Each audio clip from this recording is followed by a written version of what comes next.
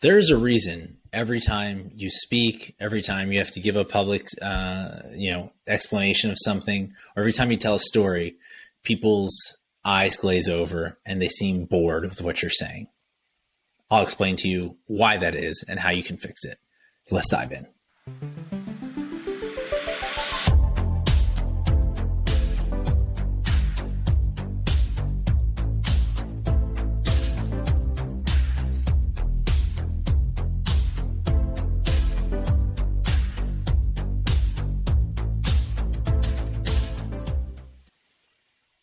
All right. So, I think a lot of times, and on Tuesday, we talked about this a little bit, but a lot of times people, especially when it comes to business, separate the idea of storytelling from business, right? Storytelling is like this fun thing that maybe you do around the dinner table. Business is about business. It's about making money. It's about finding ways to do that more effectively. But the truth is that the best storytellers almost always excel in the business world. And that's for a lot of reasons, but the number one is that we as humans are designed to both communicate and consume information in the format of a story. It's how we've done it forever. It's, while all the different channels and mediums change, the act of storytelling and consuming a story is something that's just intuitive to who we are.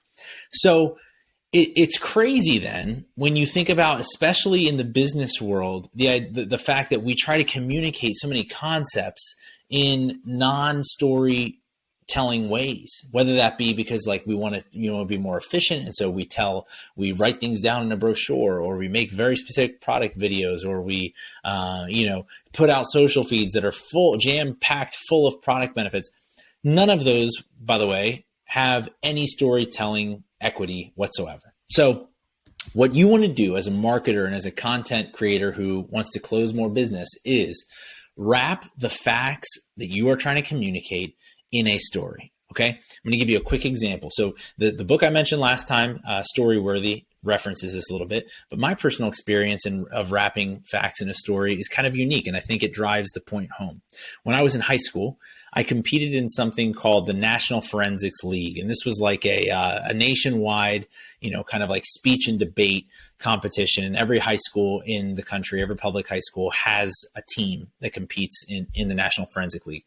And I competed in a bunch of different things, debate, whatever, extemporaneous speaking is the tool, and where I learned this tool specifically.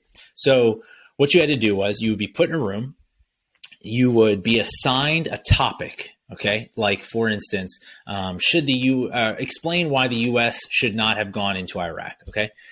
And then you would be given 20 minutes to prepare a usually like 5 to 7 minute speech, I think was the frame on that topic. And it was persuasive in nature. You noticed I said why the U.S. should not have gone into Iraq. And there would be days too, where you would have to explain in your first speech why they should have gone in, and then in your third speech, why they shouldn't have gone in, right? It was completely random, the topics that you would get, and they would try to teach you to argue both sides of an argument.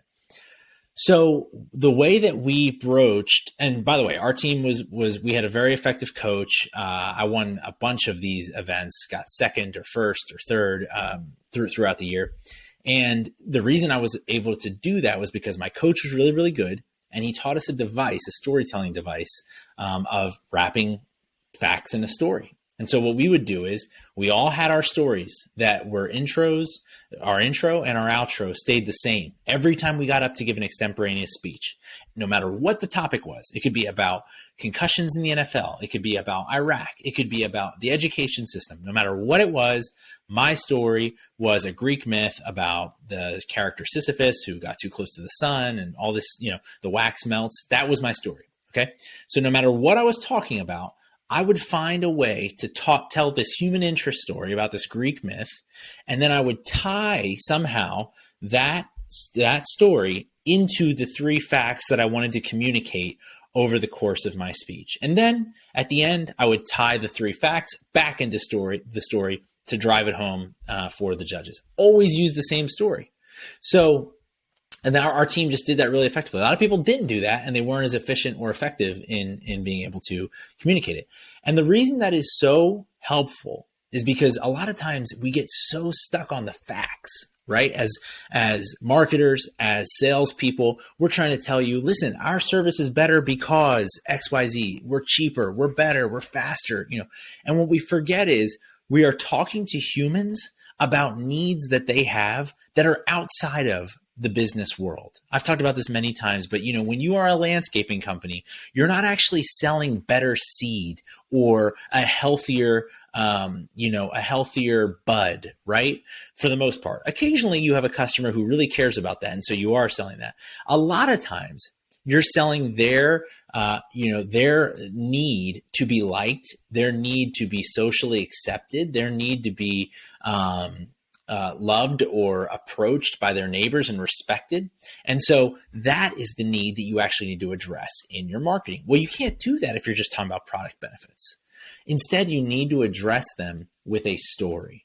And so what my challenge to you is, in the next piece of content that you create, before you get into the facts, before you get into the product benefits, tell a story. I did it in this episode exactly. I told you that about my entire experience in the high school speech thing before I got to the fact that I said you just need to do this and wrap the story into facts, right?